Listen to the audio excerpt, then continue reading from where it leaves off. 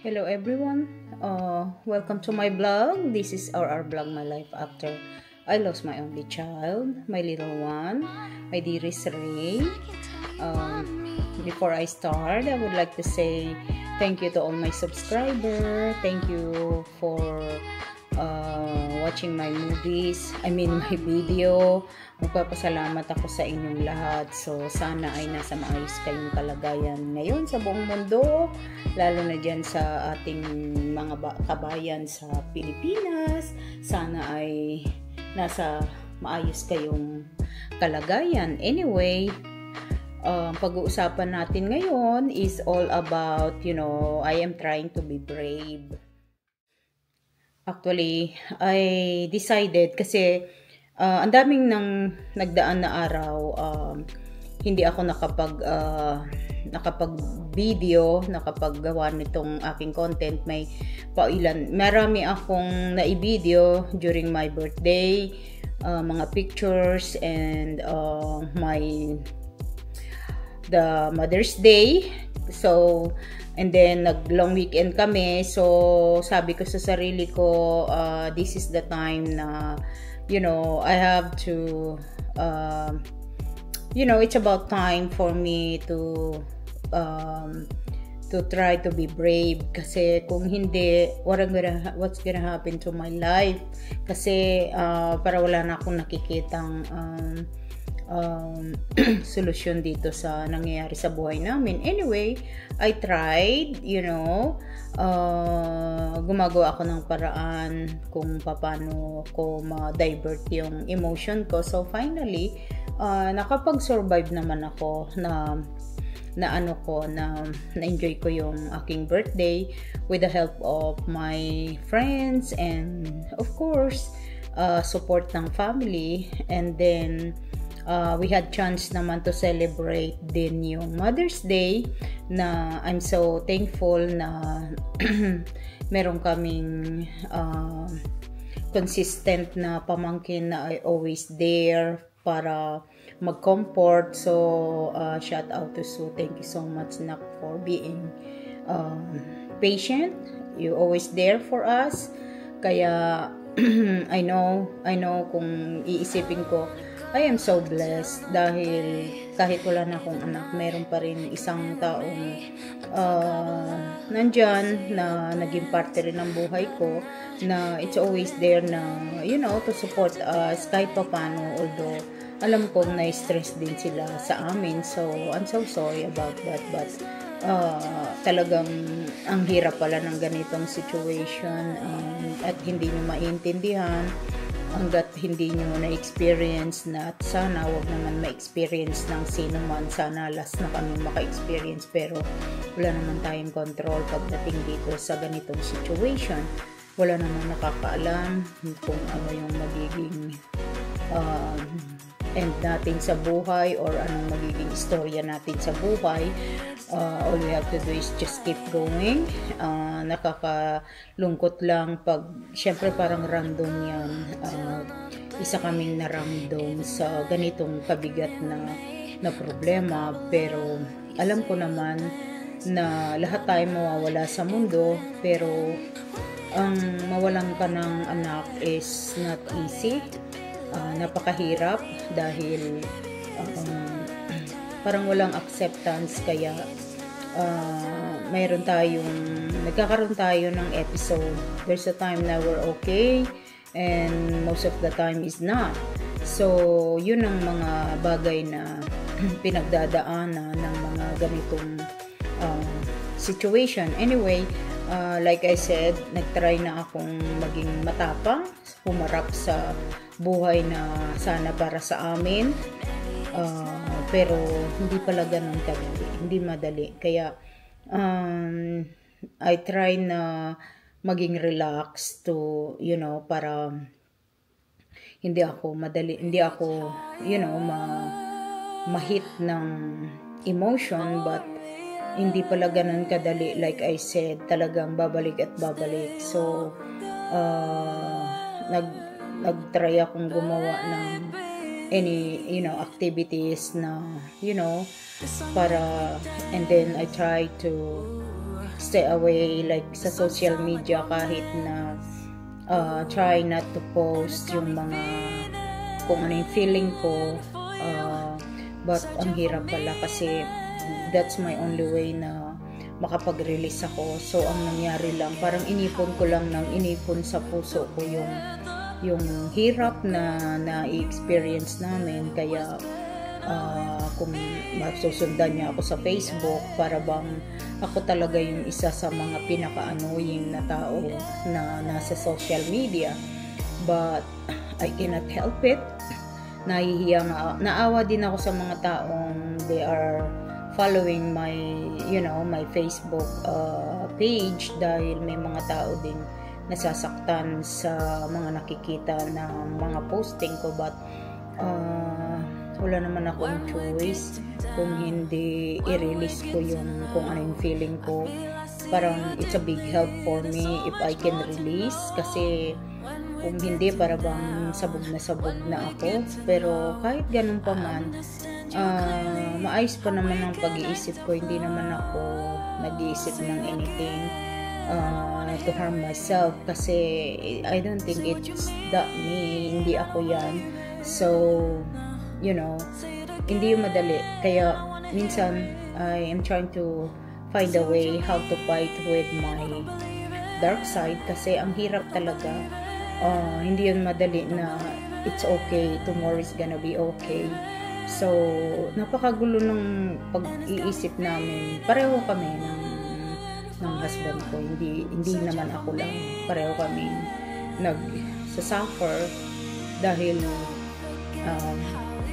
sakit-sakit na nangyayari sa amin. Tapos para bang kawawang-kawawa kami sa mundo. Although alam ko naman marami naman din kaso na ganito, pare-pareho lang naman kami nasasaktan, pero ang feeling mo parang ikaw yung pinakakawawa. Pero alam ko namang hindi, mas marami pang mas worse sa mga pinagdadaanan namin, compare sa mga ibang tao na mahirap na nga, tapos binibigyan pa ng mga ganitong problema. So it's not easy na I don't know how they deal with their problem too, same as nangyayari sa buhay namin. But anyway, like I said, ang tagal-tagal kong parang hindi ko kayang i-post yung mga litrato during my birthday, kasi ang sakit-sakit na makikita mo yung picture na kulang.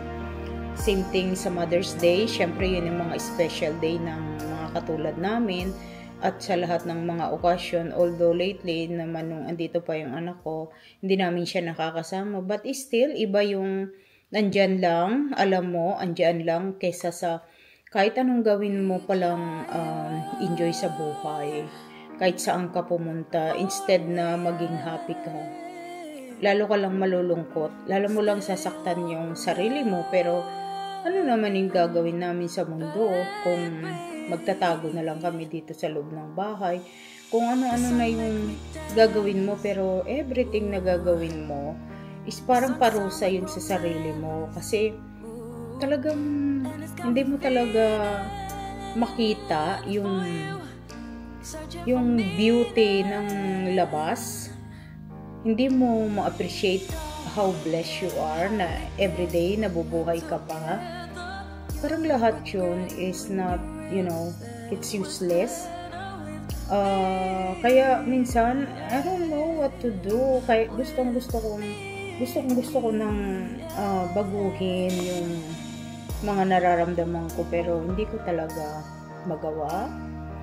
Babalik ako sa zero. Katulad ngayon, I am so emotional, but ayoko nang umiyak. Kasi ako rin na-stress na ako sa itsura ko, yung pagka-dramatic ko, pero sometimes I have to. Actually, I have a PT today. Nagtrabaho ako ng early today, pero may mga client pa ako until late. And then I have PT sana, dahil matagal ako hindi nagbalik sa PT ko, and then this is my first day, but inatake na naman ako ng anxiety ko, para bang hindi ko kayang lumabas, kasi I'm having this a problem na consistent ako nagba-bathroom. Kaya kailangan kong, I don't know, bigla ko na lang nafe-feel yung parang kumukulo yung tiyan ko na hindi ko naman makontrol. So, ang hirap. Tapos ako lang mag-isa magda-drive ako. Para bang, I don't know, actually yung time na, we're out for the long weekend, napakalaking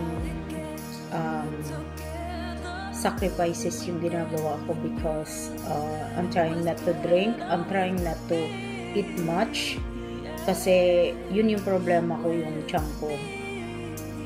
So, para bang kung lagi kong gagawin yan, diyan ako magkakasakit dahil pinipigil ko lahat, ayokong maihi, ayokong magbanyo, kasi wala nga control. Para bang anytime pag naisip niya, you have to go right away. So hindi yung madali, nakaka-frustrate. Kaya minsan naawa din ako sa mga kasama ko because problema pa nila ako, kasi hirap-hirap talaga. But anyway, just keep going lang naman. Ganun pa rin, wala pa rin ma-change.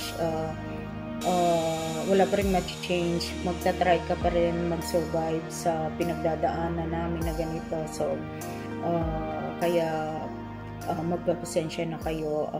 Actually, I'm trying to avoid na i-change na lang sana itong content ko. I'm trying na mag-activities and show how I survive my journey, but yung trying ko na wag na lang yung mga ganitong super drama, but I can't, hindi ko talaga ma-avoid. So I don't know, ito na talaga siguro talaga yung buhay ko, kasi gusto ko sana gusto kong patunayan sa mga tao na my journey is magbe-better din ako. Pero like I said, up and down naman tong nangyayari sa buhay ko.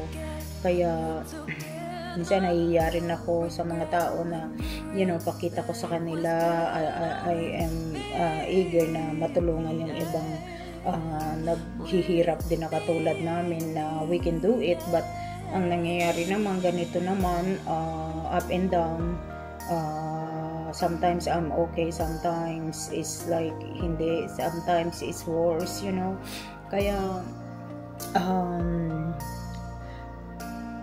ang basta alam ko na lang siguro, ang gawin na lang natin, basta nagsusurvive tayo everyday and then wait for the time na it's time for us to go na rin. Kasi kung mamadaliin natin, at I'm pretty sure pag hindi mo time talaga, ang masakit lang, naghihirap ka, nagsasuffer ka dito sa mundo ng parang walang solusyon, parang walang namang pupuntahan itong mga ginagawa nating pagtitiis. Para saan? Para what? Para i-prove mo sa sarili mo you're brave, you're not miserable, you're not hopeless. But actually hindi pa rin, mahirap pa rin talaga. So I don't know kung ano yung the best talaga para mag-survive sa ganitong feeling. Siguro sa iba, naisip nila hindi naman, is not a big deal, na although yung ibang nakakaintindi, mahaba ang pangunawa, maintindihan nila, or kahit di nila na-experience, naintindihan nila yung ganitong situation. But syempre, hindi naman lahat ng tao pare-parehong pag-iisip. Meron ding mga taong naaanoy sa mga ganitong situation. Kaya wala, na accept na lang the fact na kung kasalanan mo, because like me, kasalanan ko kung I keep talking like this. Of course, mga tao gusto mag-comment o gusto kang tulungan, gusto kang bigyan ng mga suggestion or advice what you gonna do. But parang sa akin, hindi ko pa rin ma-accept yung mga ganong advice, because hindi mo nga alam kung ano yung gagawin mo sa sarili mo. Hindi mo nga alam kung paano mo tulungan ang sarili mo. Kaya kahit na alam ko namang lahat ng sinasabi ng mga taong concerned sa amin is totoo naman yun, but like I said, hindi naman din madaling gawin. Kaya magpapasensya na kayo. So anyway, hanggang dito na lang muna itong aking ma-share sa inyo. Although hindi naman sana kayo na-stress kasi may stress kasi kami lang naman yung nakakaramdam ng ganitong pakiramdam. Kasi nung nasa situation ko pa kayo, nung wala pa ako na-experience na ganito, normal ang buhay ko, parang everything is easy for me, kahit na sometimes napapagod ka, kahit sometimes dami ka rin mga problema, pero honestly, itong problema namin na ito is accepted namin na walang solution. Kahit anong gawin namin, kahit anong libang namin sa sarili namin is not the same. Parang hindi na kami pwedeng bumalik sa normal. But the good thing for me now, at least I have chance to sleep. Nakakatulog ako. May isa akong I think, I don't know kung sa allergy pill or something, but anyway, I was able to sleep naman. Nakakapahinga ako kahit papano, although may mga dream ako. Actually, there's a time na magigising ako na I was crying, and ginigising ako ng asawa ko because nananaginip na naman ako about my daughter. Syempre, yun ang lagi kong nasa isip. So, yun lagi din ang nakikita ko sa panaginip ko. Pero ngayon, ginagawa ko na lang na it's normal na maalala ko yung anak ko, na mapapanaginipan ko siya. I'm so happy na at least nakikita ko siya sa panaginip. Pero it's not good kasi masasaktan ka na naman dahil mararamdaman mo, mafe-feel mo na wala na pala talaga yung anak ko. Para bang dinudurog yung puso mo. Pero ganun lang siguro talaga. So anyway, till next again, magpapaalam na naman ako, pero every time na nagsisay goodbye ako, hindi ako maka-stop kasi para bang gusto ko may kausap ako ng may kausap, pero pag totoo namang kausap, para bang napakaduwag ko naman makipag-usap, para bang wala akong tiyaga, wala na akong gusto kausap. I don't know. Yun na talaga yata ang magiging buhay ko after my last time dito sa mundo. So anyway, till next again, kwentuhan ko kayo ulit ng mga sad. Hindi, may time naman din na masaya rin naman ang buhay ko. Okay, so I will talk to you again next time. Take care everyone, and God bless us all. Take care. My husband is calling me.